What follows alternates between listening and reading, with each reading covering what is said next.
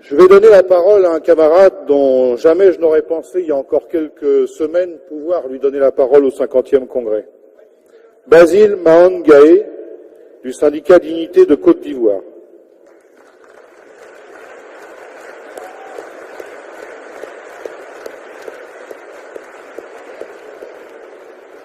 Il est difficile de retenir sa joie de voir Basile au micro du 50e congrès. Basile a été emprisonné sans jugement pendant 22 mois, à plusieurs centaines de kilomètres d'Abidjan. Il a été libéré à quelques jours de Noël pour s'entendre dire, au jugement enfin arrivé, qu'il n'y avait qu'un non-lieu, après 22 mois de prison. Sa situation illustre celle plus générale d'un pays vivant une transition politique difficile et d'où nous parviennent régulièrement des informations inquiétantes. Les risques d'embrasement en Côte d'Ivoire, comme dans de nombreux pays de l'Afrique subsaharienne, sont bien réels et doivent retenir toute notre attention.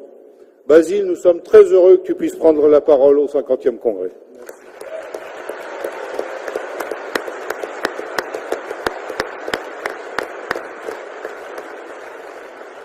Merci. Cher Bernard Thibault, secrétaire général de la CGT, chers amis de France, d'Europe et du monde, chers dynamiques, militants et affiliés de la CGT, chers congressistes. Commençons tout d'abord par imaginer ensemble le tourment, le cauchemar d'un monde du travail sans la présence de confédérations syndicales et de leur base. Pourtant, malgré la présence de millions de militants et de dizaines de milliers d'affiliés, nous sommes toutes et tous agressés à des niveaux différents.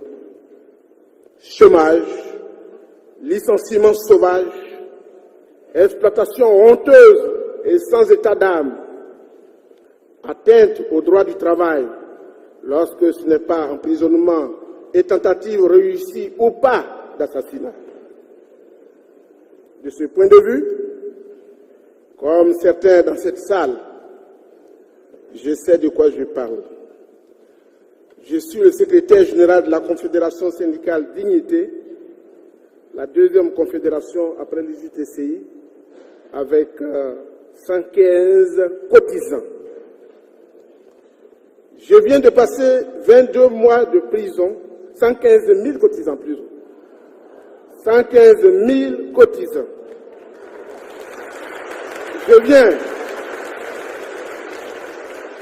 Je viens de passer 22 mois en prison et sans être jugé, je bénéficie aujourd'hui que d'une liberté provisoire.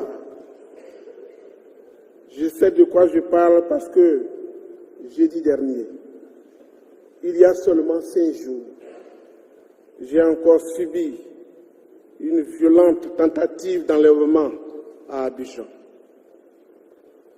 C'est ce même jour que des inconnus ont assassiné 7 personnes dans mon village et incendié le restant des cases qui étaient encore debout. Tout le monde savait que j'étais invité par la CGT pour participer à votre 50e congrès. Tout le monde savait que grâce à la CGT, je partais la semaine prochaine en Tunisie pour participer au Forum social mondial. Mais je suis là, et bien là, à Toulouse, parmi vous, grâce à vous, grâce à vous, grâce à la CGT. Il est clair, camarades, que si j'ai été libéré de prison, au-delà de mon innocence, je le dois à votre solidarité. Je le dois à la solidarité internationale de mes frères africains, de la CSI Afrique, de la CSI et ses affiliés. Mais je le dois, et je le répète, à la CGT française et à tous ses militants. De cette CGT qui depuis 1895 porte dans ses veines le sang pur de la solidarité. Et derrière ce beau sigle CGT, j'ai enfin compris qu'il y avait des femmes et des hommes, des visages et des poignées de main que l'on ne peut pas oublier. Je pense, bien sûr, en premier, à notre camarade Bernard Thibault, qui, en tant que secrétaire général, n'a cessé de me défendre ou de défendre ma cause. Il l'a fait en Jordanie au cours d'un conseil général de la CSI. Il l'a fait à Paris en intervenant auprès de M. Laurent Fabius, ministre des Affaires étrangères, ou auprès de M. François Hollande, président de la République. Oui, mon cher Bernard, grâce à toi, le président de la République, François Hollande, a parlé de mon cas à M. Alassane Ouattara, président de la République de Côte d'Ivoire. Et cela a pesé lourd dans ma libération. Merci Bernard. Merci.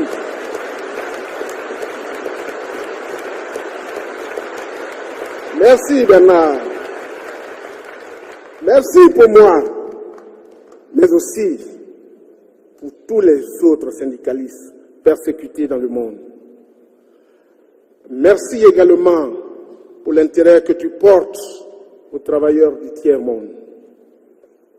Je pense également à tous ces hommes, à tous ces grands hommes, à tous ces grands militants de valeur de la CGT. C'est dommage, je ne citerai pas tous les noms, mais je parlerai quand même de Jean-Jacques Guicon, du secteur international de la CGT, ainsi que de tous ses camarades de ce secteur. Il me serait impossible, Jean-Jacques, d'oublier tes coups de téléphone réguliers alors que j'étais en prison. J'aurais du mal à oublier les efforts que tu as déployés avec la CSI pour venir me voir dans ma prison à Bondiali, à 800 km d'Abidjan. Cher Jean-Jacques, la CSI et toi avez bataillé et réussi à obtenir de l'ONU la mise à disposition d'un hélicoptère pour que vous puissiez faire les 750 premiers kilomètres jusqu'à Korogo, puis vous avez effectué 105 kilomètres en voiture sans protection des casques bleus. Tous ces risques, tous ces gros risques, vous les avez pris pour venir me voir, pour venir me dire au fond de ma prison, Basile, tiens bon, résiste, la CGT est à tes côtés.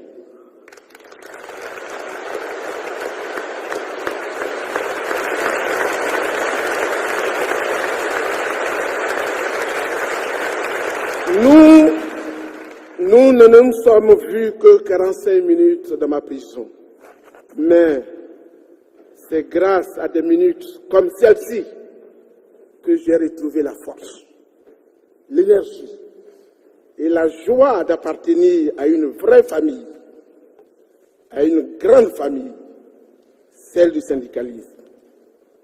Merci Jean-Jacques.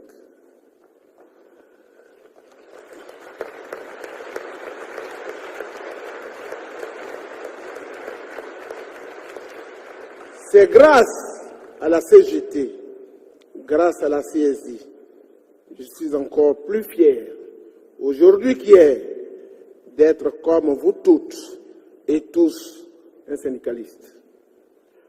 Voilà le témoignage de solidarité internationale que je voulais développer en quelques mots devant vous.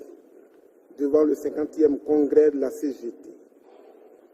Chers camarades congressistes, merci à vous de m'avoir permis de m'exprimer devant vous et de dire que la solidarité internationale, ce n'est pas un slogan, mais bien plus.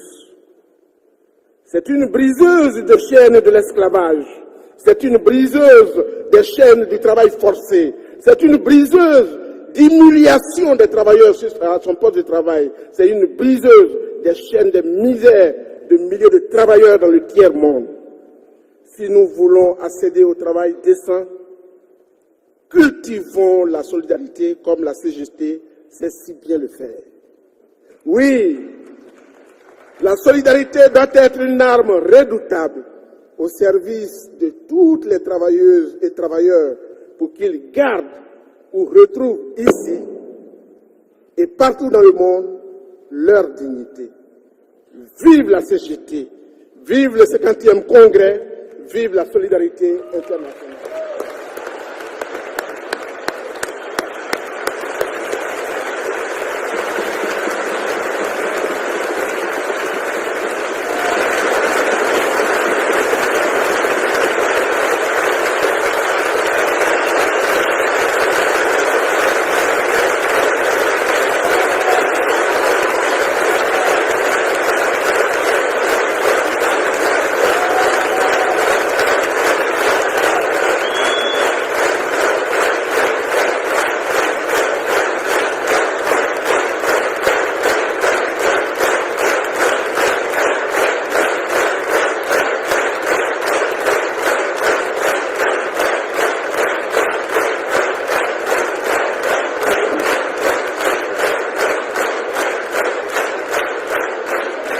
Bon, on va essayer de tenir jusqu'au bout, hein, parce que là, ça secoue quand même.